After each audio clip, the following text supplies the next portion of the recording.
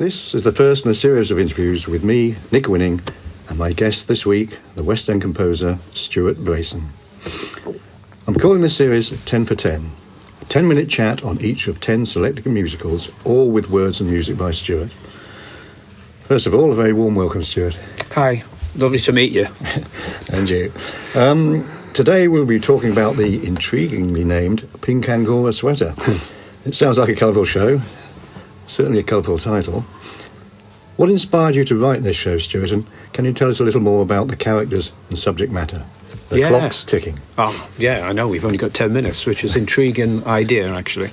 Lovely to meet you. It's great to be able to talk about musicals that I've written, because a lot of people don't know that I've written quite a few of them. Mm-hmm. Yes, Pink Angora Sweater. I read a book, I can't remember when, but a long, long time ago, and it was called Agony of Ecstasy. And it intrigued me about this character, Edward, who, to be honest, at that point, I didn't know a lot about, though I think I'd seen Plan 9 from Outer Space or something when I was a kid. Mm-hmm. And I remember that film, but I couldn't remember if it was Edward. I just remember it being pretty bad. So I read this book, and what intrigued me, or I thought would make a good musical, was the fact that Edward was, since we know he was a cross-dressing chap, the fact that he was in the army, in the military, he was a GI, and he won all these medals. And the main reason was that he never got caught when he was going on these secret missions, because he had women's underwear and stuff under his tunic and everything. Right, okay. So it was kind of like he was brave, but also brave on different capacities. And I just thought there was area for humour and all of that. And obviously then I'd seen, after that, or at the similar time, I saw the movie with Johnny Depp in, which is terrific. So putting them all together, I thought, well, I just want to get my own musical out of this, and so I began writing the score first. It's quite a while ago I wrote this one, so I used to write the scores first. I tend to write more lyrics first and music around it, but in those days I wrote the score first and then went back to it and wrote a script. Mm-hmm. But it's a fascinating era, and he was such a brave guy doing what he did at that point in time, and he's since been known as the worst film director of all time, which I think is a bit harsh. But I think it's his personality that intrigued me, and his never say die attitude. Mm-hmm. There's some very interesting characters as well, Stuart, I think. Was it Bela Lugosi? Yeah, no, Bela Lugosi kind of befriended Bela Lugosi in the 50s, who was at the end of his career, really, and he was a morphine addict. And Ed had loved all the old Universal horror movies as a kid. His mother used to give him a couple of bucks to just get him out of her face. And he'd go to the cinema and watch all these incredible films. So he befriended Lugosi. And at the end of his, like I said, the end of his life, really, and they became very close friends, and then he kind of wrangled him into being in some of his really crappy films. So a strange combination. Were there ever any successes at all in his films? No, not really. I mean, he got them made, and I think, that's a success. Mm-hmm. Same in musical theatre. If you can get something on, even if it's one or two nights or one night or a workshop or anything, it's an achievement. And the fact that he got these films made was an incredible achievement on such a slight budget. But again, he had a team of people who were kind of out of work, crew or whatever, and you would get them some kind of money. So he got them made. So I think that was an achievement. And if you watch them now, they're just a weird assortment of movies. Okay. Can I ask the obvious question now? Yeah. Why Pink Angora Sweater? Well, because he was a cross-dresser, and his real secret love was wearing pink Angora. His girlfriend's pink Angora jumpers. He liked Angora. He'd liked Angora since he was a kid. I think his mother used to dress him in girls' clothes and stuff, and then he'd raid her, whatever, and wear them. And he found them very comforting, apparently. And he'd wear them on the set and things like that, But he wasn't, he's a transvestite. He wasn't gay. He was quite a womanizer, really.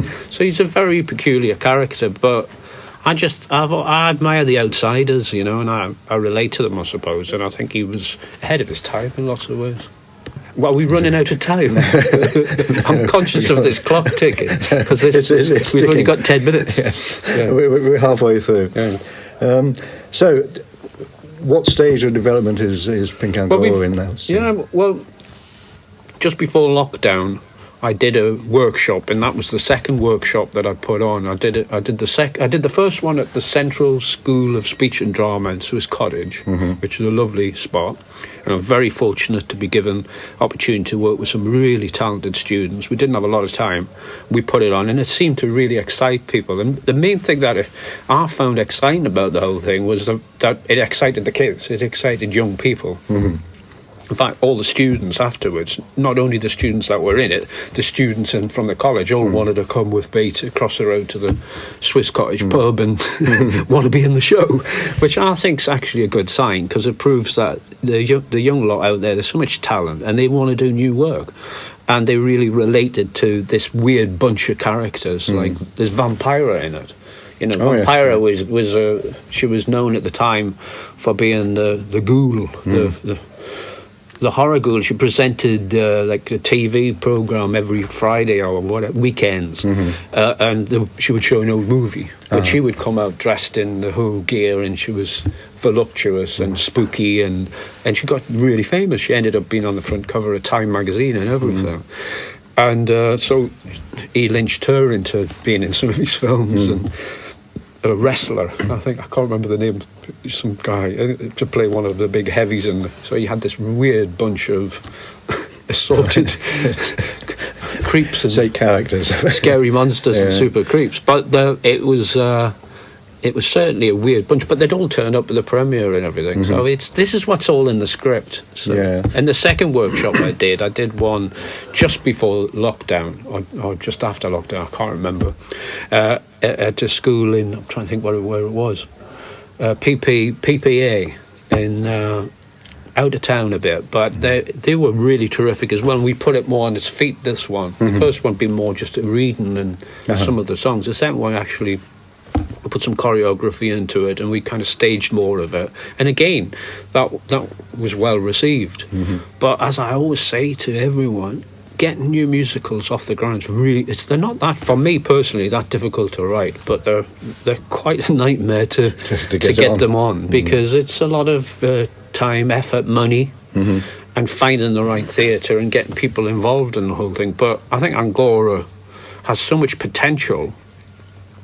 That's why it's great to talk to you about it, because it's got so much potential. That I remember a lot of people saying at the time when we put the second workshop on, this is like the new Rocky Horror. You know, it's got that kind of feel to it. I didn't see it, but I can appreciate the fact that was successful. So I think it excites young people especially, and there's some good songs. So your audience, you think, will be young people? I think so. I think young people who want to be in it, and young people who just want to go and see it and identify with my kind of characters, who tend to be more not your typical leading men or your typical leading women. They're more honest and outsiders, really, and people that are, I think younger people will relate to those kind of characters. They're cooler as well. Even if they're wacky and weird and unusual. So one of the songs is actually called Pink Angora Sweater, isn't it? Well, the whole thing is we've got an album online, which is, they're more cover versions. People did them in a pop style.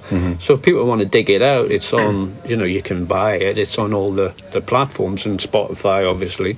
So check it out and listen to some of the stuff. And I mean, we're in the process at the moment. I've got a few people interested in doing Pink Angora Sweater. It's finding the right spot to stage it, and also the right director to direct it. But there has been offers, but it's just a slow process. But it is a great show with a great central character, and not only great songs. I think it's funny. There's some good dialogue in it. So you'd call it a comedy, a musical comedy? Musical comedy, definitely.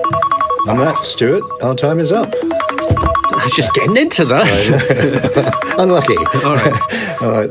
Thank you very much, Stuart, and till we speak again. Okay, thank you. Bye.